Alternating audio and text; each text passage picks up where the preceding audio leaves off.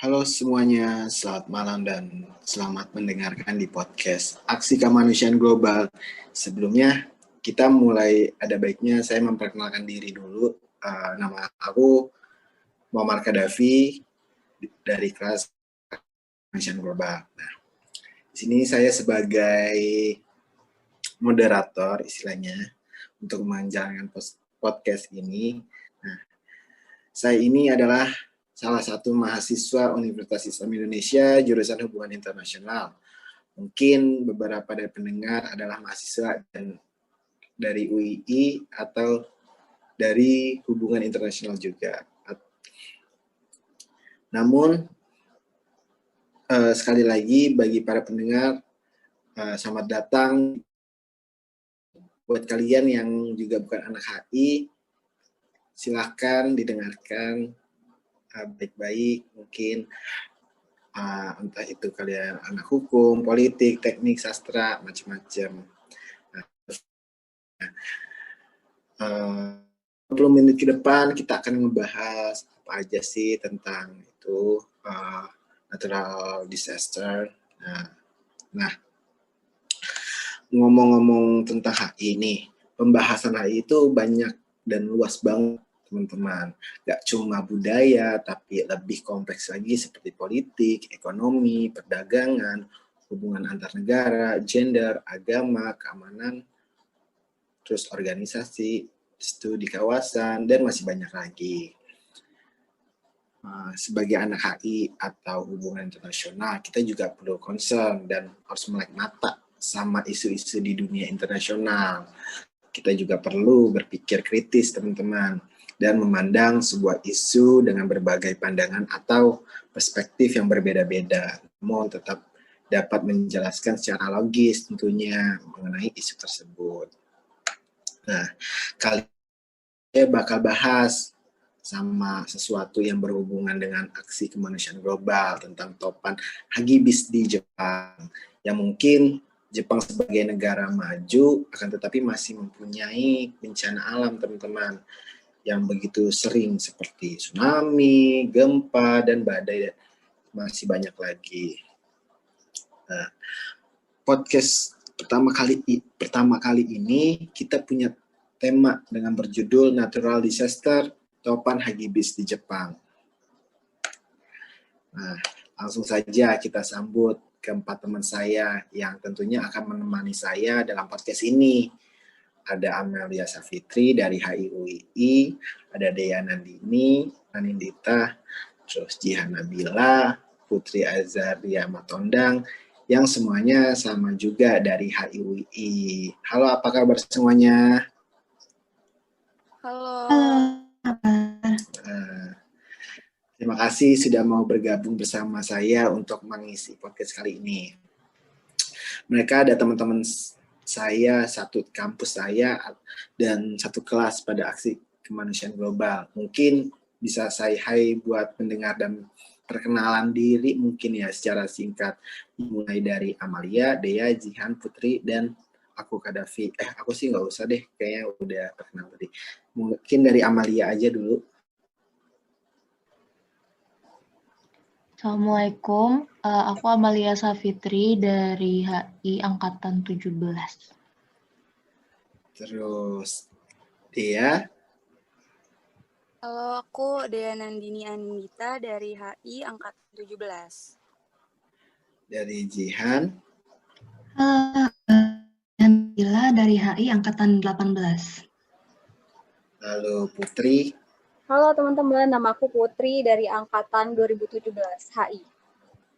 Dan aku Muhammad Kadafi sebagai moderator. Nah, berbicara mengenai natural disaster nih, sebelumnya aku akan bertanya dan berdiskusi santai kepada teman-teman mengenai topik kita pada kali ini.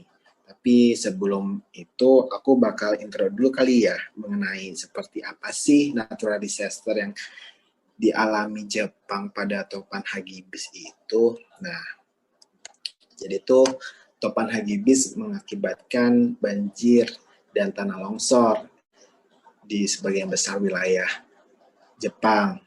Hagibis ini berarti kecepatan menurut bahasa dari Filipina. Jadi Hagibis ini adalah topan terburuk yang menerjang Jepang selama 60 tahun terakhir lamanya. Nah, topan itu menerjang semenanjung Izu yang terlibat Tokyo pada Sabtu tanggal 12 bulan 10 malam. Kemudian yang bergerak ke pesisir timur pulau utama Jepang, teman-teman. Mungkin segitu aja kali ya intro dariku. Nah, sekarang ini aku bakal diskusi nih sama kalian semua dari pertanyaan-pertanyaan yang aku udah buat. Mungkin dari Dehan dulu deh kayaknya ya. Menurut Dehan sendiri nih, seberapa bahayanya sih topan itu dari topan Hagibis yang ada di Jepang? Dehan gimana? Oke, aku mau jawab. Menurut saya sih topan Hagibis ini tuh berbahaya banget karena emang banyak kerugian kan seperti korban jiwa dan bangunan-bangunan.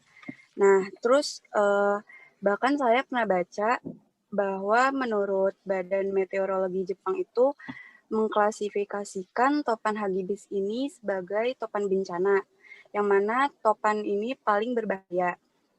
Terus kekuatan topan Hagibis ini tuh setara dengan topan Kanogawa yang melanda wilayah Tokyo pada 1959. Nah, terus yang membuat topan ini berbahaya itu ada beberapa hal, kayak ukurannya, kekuatan, dan waktu. Untuk ukurannya sendiri, diameter area berangin dari topan Hagibis ini tuh bisa mencapai 1,4 ribu kilometer atau setara dengan separuh panjang kepulauan Jepang. Terus kekuatan tekanan pusat Hagibis di Jepang pada 2019 itu mencapai 915 HPA, yang mana itu tuh merupakan topan terkuat selama 2019. Dan itu topan ini tuh juga melaju dengan kecepatan 45 km per jam. Terus untuk waktu topan ini tuh pada saat 2019 itu ini tuh melanda Jepang tepat mendekati bulan purnama, yang mana tingkat air laut saat bulan purnama itu meningkat. Jadi ya berisiko terhadap banjir saat badai datang. Jadi pastinya sih topan ini tuh benar-benar berbahaya banget karena pastinya tidak bisa dianggap sepele. Karena banyak mendapat kerugian sih. Itu menurut aku. Berarti sangat dahsyat banget ya topan Hagibis di Jepang sehingga meluluh lantakan beberapa kota di Jepang gitu ya, Dehan ya? Iya bener banget, soalnya benar-benar kekuatannya sama waktunya tuh benar-benar dahsyat banget sih. Oke Dehan, makasih jawabannya. Sama-sama. Nah, tadi kan udah tuh tentang bahayanya topan Hagibis ini yang tentunya sangat berbahaya dan sangat dahsyat banget di kota-kota di Jepang. Nah, menurut Putri sendiri nih, berapa banyak kerugian yang dialami pasca badai topan tersebut? Gimana ya? Menurut Putri, berapa banyak sih kerugian yang dialami pasca badai topan tersebut? Putri mungkin tahu kali ya? Coba dijelaskan Putri. Sebelumnya, halo teman-teman. Suaraku kedengeran kan ya? Kedengaran Putri. Iya, oke. Kedengeran kok. Iya. Jadi yang sebelumnya tadi udah disampaikan, angin topan Hagibis itu dalam bahasa Filipina kan ya, berarti kecepatan yang merupakan angin topan terburuk yang menerjang negara Jepang dalam 60 terakhir ini. Kalau berbicara mengenai kerugiannya, banyak banget kerugian yang dialami pasca bencana ini oleh yang dialami pemerintahan Jepang, khususnya di bidang ekonomi. Kalau menurut data yang aku baca seperti kayak CNN, BBC dan lain sebagainya, banjir yang dikarenakan angin topan Hagibis ini telah menelan korban sebanyak 55 jiwa dan juga belasan jiwa lainnya dinyatakan menghilang. Nggak hanya itu, dampak lainnya itu kerugian yang dicapai dari angin topan Hagibis ini sendiri mencapai 7 miliar dolar Amerika Serikat atau sekitar 99 triliun.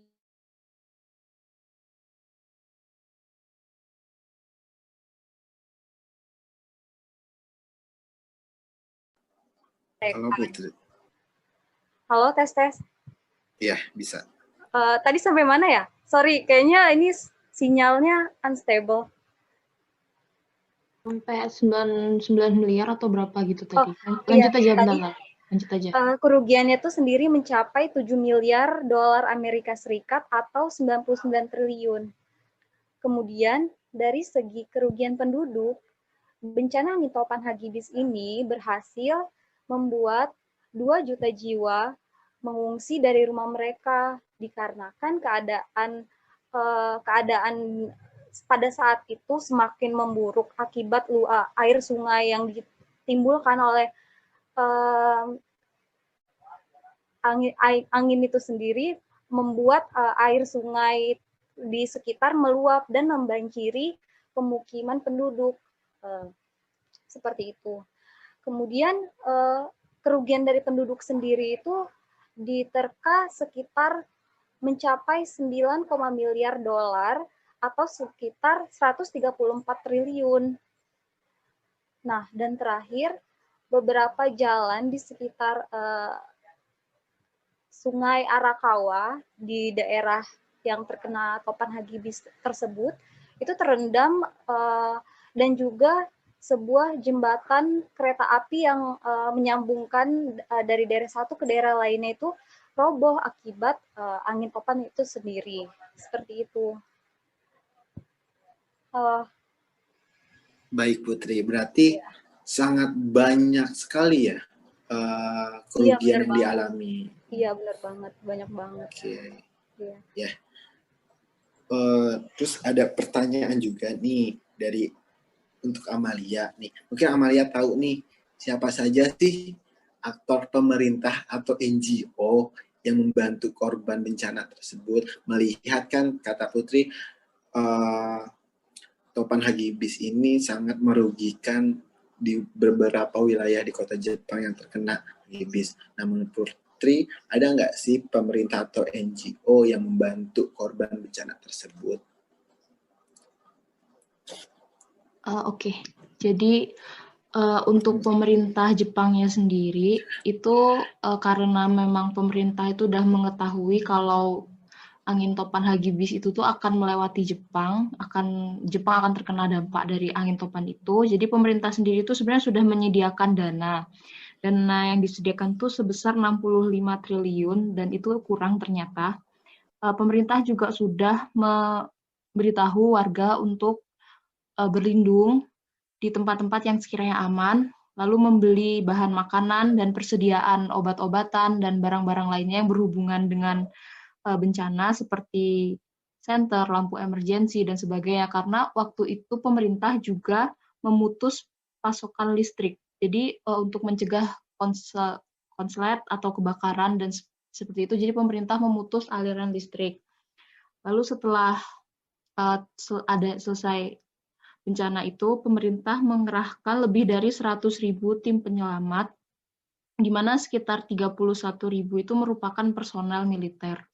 Lalu untuk non-government itu karena bencana ini tuh terjadinya waktu masa pandemi coronavirus kan. Jadi kebanyakan non-government itu membuka open donasi, jadi mereka membantu warga melalui memberikan bantuan untuk korban di wilayah Chiba, Miyagi, Fukushima, dan Osato terutama. Nah, karena terjadinya itu waktu di pandemi corona, beberapa kegiatan tuh dilaksanakannya tuh ya sesuai prosedur kesehatan dan beberapa juga dilaksanakan melalui online seperti ada konsultasi kesehatan melalui video Zoom dan sebagainya. Salah satu contoh organisasi yang membuka donasi itu ada Nippon Foundation dan Japan Platform. Lalu untuk negara lain dari India itu mereka menawarkan bantuan angkatan laut mereka, terus dari Filipina itu juga menawarkan bantuan kemanusiaan. Itu saja. Berarti adalah ya yang membantu masyarakat yang terkena topan hagibis ini. Ya. Oke, terima kasih Amalia. Terus aku mau nanya nih ke Jihan. Nah, dari pandangan Jihan sendiri, menurut Jihan sudah berhasilkah penanganan korban bencana topan hagibis ini? Nah, coba Jihan gimana pendapatnya? Oke. Kalau menurut pendapat aku sendiri sih, penanganan terhadap korban bencana topan hagibis ini bisa dibilang juga berhasil ataupun sukses. Hal ini juga dikarenakan karena penanggulangan yang dilakukan oleh pemerintah Jepang dalam membantu korban-korban juga bisa dibilang sigap, tanggap, dan juga cepat. Seperti yang tadi udah dijelasin sama Amalia. Selain itu, dari bisa dibilang bukti bahwa gimana sih penanganan korban bencana topan hagibis ini bisa dibilang sukses. Bisa dibilang mulai dari adanya penyediaan tempat mengungsi bagi warga Jepang maupun wisatawan asing yang ada di sana.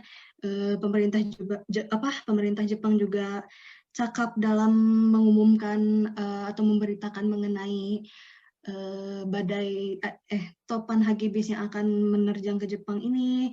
Terus pemerintah Jepang juga memerintahkan ribuan warga Jepang untuk melakukan evakuasi, terutama daerah-daerah yang sekiranya mungkin akan terkena dampak paling besar dari topan hagibis ini, sehingga di mana para warga Jepang ini bisa tetap aman dan juga tidak menimbulkan korban jiwa yang lebih banyak.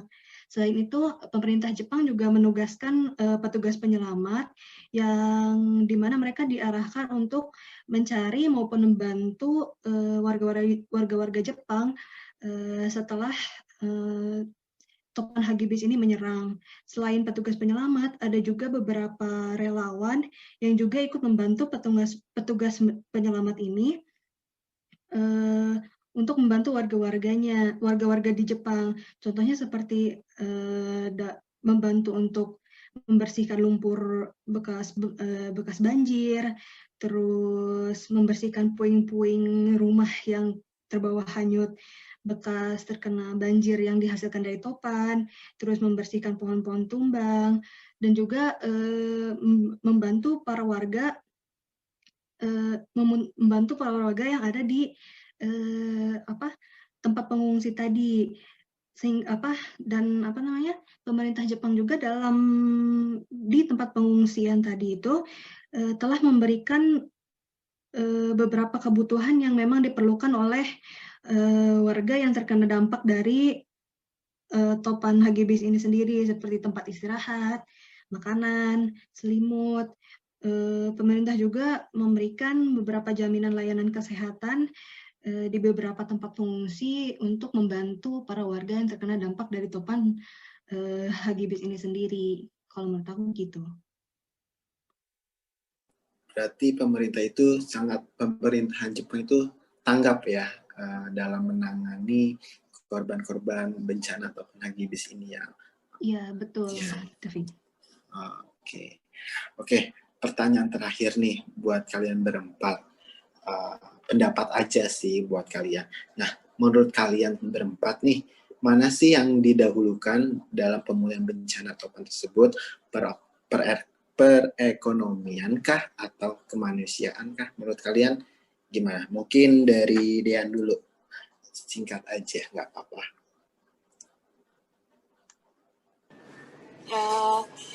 Menurut aku sih kemanusiaan dulu kali ya. Soalnya kan banyak orang-orang yang terkena dari topan itu juga gitu. Oke, berarti kemanusiaan dulu ya. Kalau menurut Putri deh, gimana?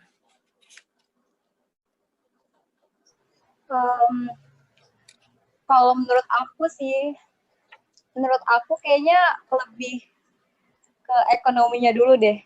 Oke. Kayak infrastrukturnya dibenerin dulu, baru kayak kan itu kayak banyak rumah-rumah yang istilahnya kayak Rusak gitu ya. rusak gitu kan. Jadi kayak itu yang lebih penting dulu sih. Sehingga kayak merekanya juga lebih nyaman lagi gitu. Dan baru kita pulihin kemanusiaannya, kayak mental health gitu-gitu.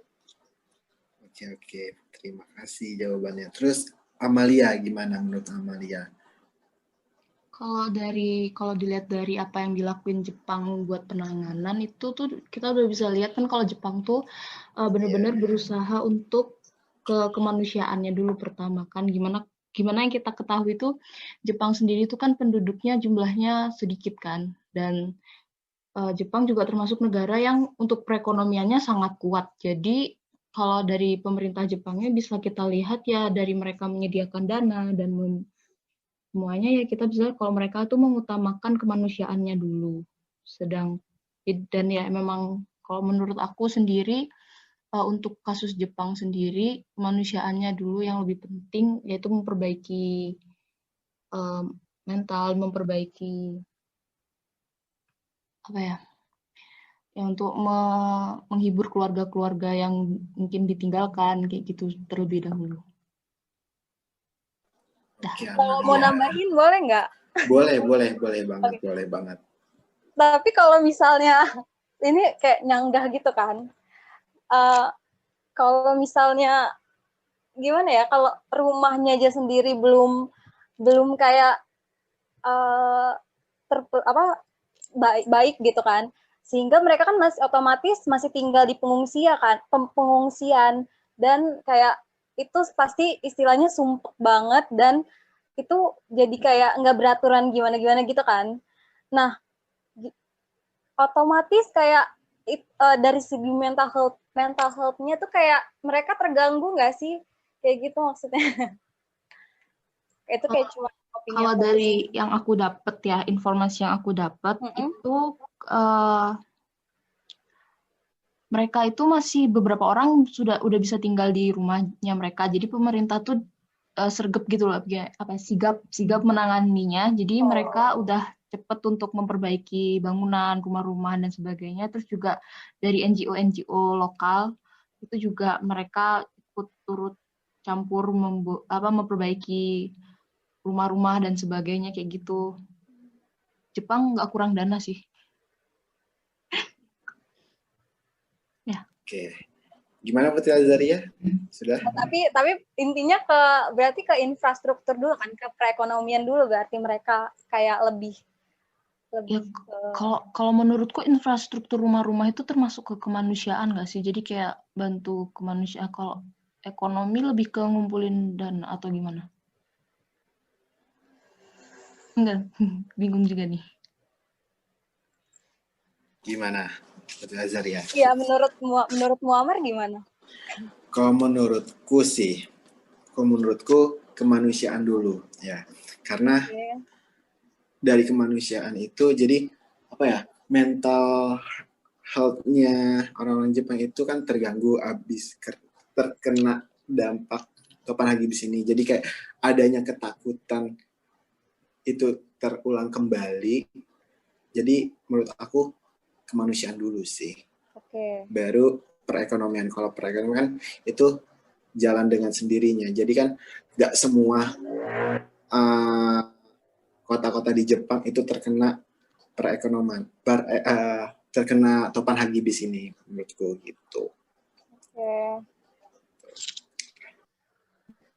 Cukup seru sih, ada hanya perbedaan pendapat. Nah, menurut Jihan Nabila nih, gimana kalau menurut Jihan Nabila nih? Berbeda juga kah? Sebenarnya menarik sih diskusi Kak Putri sama Kak Amalia tadi. Tapi kalau menurutku sendiri sebenarnya perekonomian dan kemanusiaan sendiri ini kalau dari kasus topan hagibis yang ada di Jepang ini, menurut aku ini tuh berjalan dengan serasi gitu loh. Jadi dengan ekonomi yang telah dimiliki oleh Jepang karena udah bagus gitu, membuat kita tuh bisa memprioritaskan sesuatu yang dampak yang yang menurut pemerintah itu urgent gitu loh untuk diselesaikan terlebih dahulu. Dengan kemampuan ekonomi Jepang yang udah memadai, membuat permasalahan-permasalahan kemanusiaan seperti terkena dampak dari topan hagibis ini tuh bisa diselesaikan secara mudah gitu loh kalau menurut aku gitu. Dan tapi kalau misalnya dari aku sendiri, kalau misalnya yang benar-benar harus difokusin untuk diperbaiki terlebih dahulu itu, yang ditolong terlebih dahulu itu kalau menurut aku kemanusiaan. Karena kan ekonomi juga bisa jalan itu kalau misalnya manusianya memadai, manusianya nggak terkena bahaya gitu loh. Jadi kalau menurut aku sendiri kemanusiaan sih yang perlu diperhatikan terlebih dahulu. Karena sebenarnya dalam hal ini juga karena menurut aku karena perekonomian Jepang juga udah memadai untuk kayak seperti yang tadi udah dijelasin sama Kak Amalia, Jepang itu udah punya anggaran sendiri untuk menangani dampak dari bencana topan hagibis ini, membuat sebenarnya Jepang juga udah siap secara ekonomi maupun secara menolong menolong dampak kemanusiaan yang terjadi kepada warga-warganya gitu kalau menurut aku. Oke, Amalia, pendapatnya makasih, bagus sekali. Gak apa-apa, ada perbedaan pendapat, ya itulah anak HI, halumrah. Jadi karena keterbatasan waktu podcast kali ini, sekian dulu pembicaraan kita kali ini. Dari diskusi kita sampai dapat disimpulkan bahwa topan hagibis ini sangatlah dahsyat bencananya, membuat kerugian di kota-kota di Jepang yang merugikan. Ada pemerintah membantu korban, pemerintah Jepang sangat tanggap dalam menangani topan hagibis ini. Terima kasih kepada para pendengar yang sudah mau menyempatkan diri mendengarkan podcast kita ini. Maaf jika kami ada salah kata atau bagaimana. Wassalamualaikum warahmatullahi wabarakatuh. Waalaikumsalam warahmatullahi wabarakatuh.